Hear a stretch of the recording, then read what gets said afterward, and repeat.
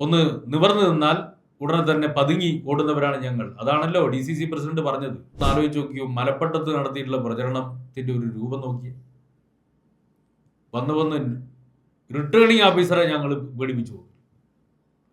Returning ഓഫീസറെ ഭീഷണിപ്പെടുത്തി.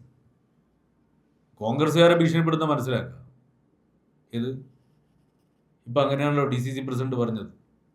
ഞങ്ങളെ കണ്ണു മിഴിച്ചാൽ ഓടിപ്പോകുന്നവരാണ് ഞങ്ങൾ. മീശ ചുരുട്ടിയാൽ വാലി ചുരുട്ടി ഓടുന്നവരാണ് ഞങ്ങൾ. ഒന്ന് നിവർന്നു നിന്നാൽ ഉടനെ തന്നെ പതുങ്ങി ഓടുന്നവരാണ് ഞങ്ങൾ. അതാണല്ലോ DCC പ്രസിഡന്റ് പറഞ്ഞത്.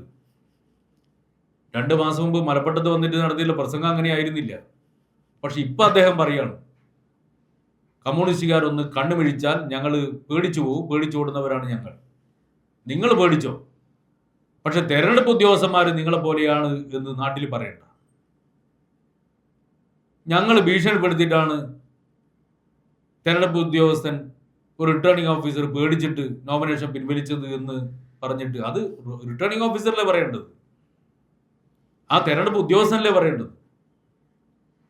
DCC പ്രസിഡന്റാണോ പറയേണ്ടത്? അദ്ദേഹം പറഞ്ഞിട്ടുണ്ടോ? റിട്ടേണിംഗ് ഓഫീസർ അങ്ങനെ പറഞ്ഞിട്ടുണ്ടോ? അപ്പൊ എന്തും അദ്ദേഹം വിളിച്ചു പറയും. അങ്ങനെ ഒരു ഗുണമുണ്ട്, DCC പ്രസിഡന്റോ കോൺഗ്രസോ എന്ത് വിളിച്ചു പറഞ്ഞാലും നിങ്ങൾ ബ്രേക്കിംഗ് ന്യൂസ് ആക്കും എന്നുള്ളൊരു ഗുണം കൂടിയുണ്ട്.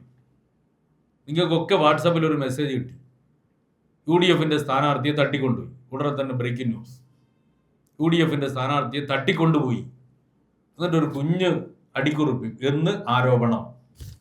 അപ്പോൾ തട്ടിക്കൊണ്ടുപോയി. ഇങ്ങനെ തെറ്റായ കാര്യങ്ങൾ പ്രചരിപ്പിച്ചുകൊണ്ട് പൊതുബോധം സൃഷ്ടിക്കരുത്, പെരുന്നുണ പ്രചരിപ്പിക്കരുത്.